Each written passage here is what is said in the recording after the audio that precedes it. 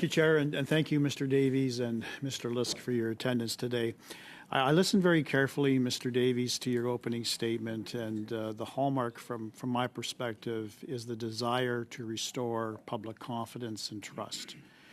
It's no small wonder, it's going to be a large feat to accomplish, but it's no small wonder you state that, because after 9 years of Justin Trudeau and his government, one of the most ethically challenged and corrupt governments this country has ever seen, millions of Canadians are skeptical when they hear senior civil servants uttering words that trust us. We're going to restore confidence in the program. We're going to restore the oversight that should have been there in the first place. This arm's length corporation, SDTC, was responsible for essentially doling out free money to the tune of almost $393 million to companies that were conflicted. It's no small wonder that the Assistant Deputy Minister of ISED uttered the phrase, "It was free money." This is almost a sponsorship scandal level kind of giveaway. Public confidence is shattered with the ability of this government to distribute taxpayer monies in a prudent and ethical manner. So if I understand you correctly, the current SDTC organization is under the umbrella of NRC, correct? Mr. Chair, it is not. It is not? No. They are with IRAP? Mr. Chair, the SDTC still exists as a foundation. It has an interim board. Its employees are still employees of the foundation. Right. They're not part of the NRC. Okay. So who's supervising, who's providing that daily supervision and monitoring of granting monies to these startup green companies? Who is doing that? Mr. Chair, I believe Paul Booth was here on a previous testimony. He's one of the interim board members, I believe the chair. So the interim board is supervising as the board of SCTC the activities. So we have one chair and we have two directors doing all the supervision. So is that correct? As I understand, sir, Mr. Chair, there are three interim board members and then the management of SCTC. Okay. That run the organization at this time. All right. So they are providing the oversight on behalf of the federal government. Is that correct? And Mr. Chair, there's also, as I understand it, there's a contribution agreement. I understand that. Between the department so and the NRC is not providing any oversight. Once we have taken on responsibility for the program. At the moment, NRC is not providing oversight, correct? Mr. Chair, I would say that's accurate, yes. And IRAP is not providing oversight. We'll be involved once the transition's taken place. Okay. Well, according to the minister in his statement on June 4th, 2024, he talks about essentially the NRC providing a level of oversight. The actions were rooted in our commitment to transparency, accountability, upholding the highest standards of integrity, says the minister. As Government of Canada organization, the NRC is subject to rigorous and stringent oversight of its personnel and finances. This structure will help rebuild public trust while increasing accountability, transparency, and integrity. So he's actually misled Canadians in believing that you're providing that extra layer of transparency and accountability, which is the furthest from the truth. That's not happening right now. You're going to move towards that in 2026, but money is being channeled right now by one board chair and 3 board members and the current SDTC organization, because no one was fired. The existing board of SDTC either resigned in shame or resigned after public pressure. The current board chair found guilty of 2 ethical violations by the ethics commissioner. All of the directors resigned in shame. So what confidence can Canadians have moving forward that between now and 2024 and 2026, when the new corporation takes over, that there's any accountability, any transparency?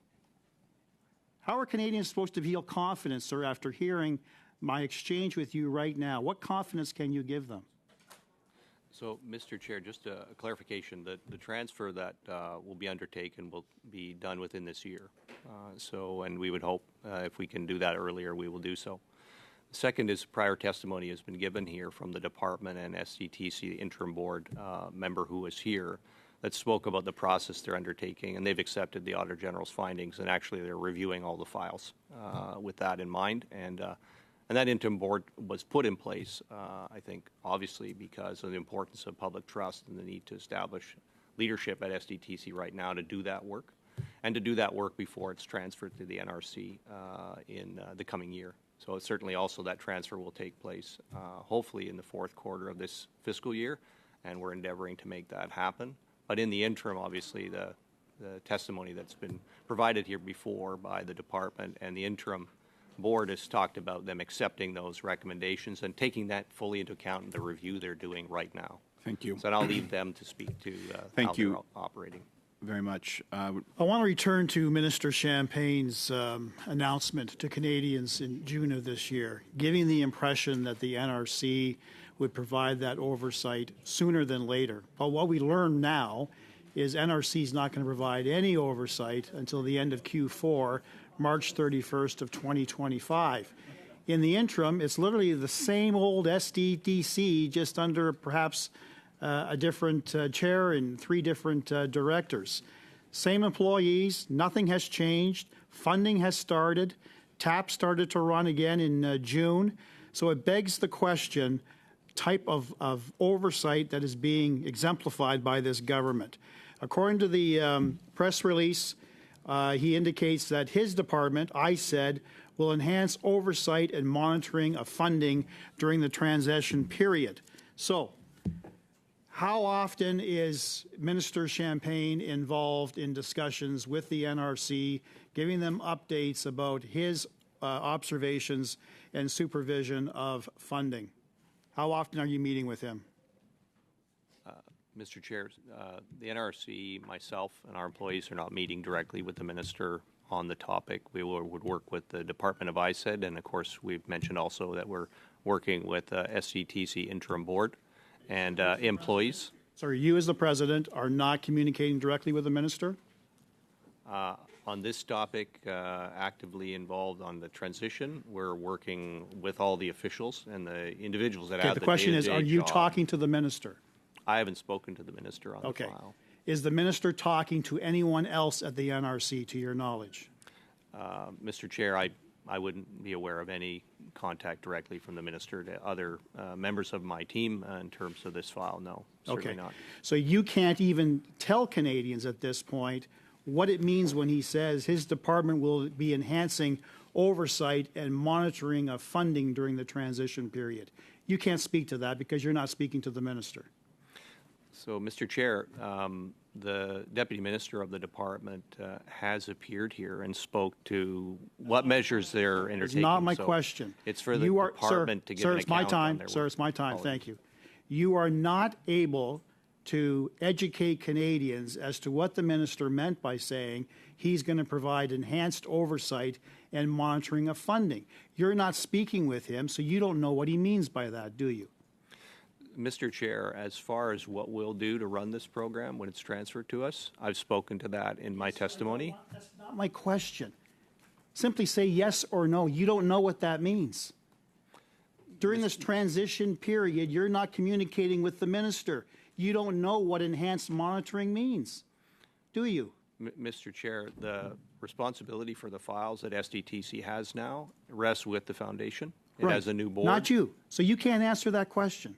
Well, Mr. Chair, okay. the board he also talked about a reinforced contribution agreement with ISED. We know that the existing contribution agreements were extremely violated to the tune of $390 million going to companies that were simply ineligible or were conflicted. So what is the reinforced contribution agreement? Mr. Chair, just that would be a question to be addressed to ISED. Right. Who has responsibility for the contribution agreement, not with us. Right. So Canadians are no more the wiser after hearing this testimony today as to what changes Minister Champagne has introduced for over the next 10 months until SDTC comes under your review and ambit at the end of Q4. I guess we're supposed to say, listen to the government, we'll just trust the government that they're going to do best, they're going to learn from their mistakes, and they're going to ensure that they're going to be proper economic stewards of our taxpayer funds. It's a just trust me type of response. You're not in communication with him. Canadians are no longer confident as to how he's complying with reviewing everything that's being funded in the green tech energy sector. We have no idea, do we? Mr. Chair, I believe at the time this was raised, not sure exactly the date, but funding was suspended. And then a new board has been put in place, and that changes everything at the foundation about who directs the it. other question that And then we're Canadians working have on in the mind transition. is how are we going to recover that $393 million that was improperly transferred? What do you say to Canadians? What is the process that the government has shared with you as to how we're going to recoup that money? Mr. Chair, the question of recovery was discussed in a previous testimony. I believe questions were asked of the Deputy Minister, other witnesses that have been here. Those questions are best asked to the department. To your knowledge, has it started? Has the recovery process started? Mr. Chair, the NRC isn't involved with the current files of SDTC. I'm not in no position to answer the member's question, sorry. Well, presumably you're going to be answering these questions at the end of Q4, so you're not talking about it now as to what steps the government is taking to recover taxpayer funds? So, Mr. Chair, what we anticipate is the files that will be transferred to us will be ones that are in good standing that we can carry forward and continue to administer the agreements that are transferred to us and the relationship with those clients. That's how the process has been structured. So questions as to recovery and so on would be, are of course, best addressed to other parties.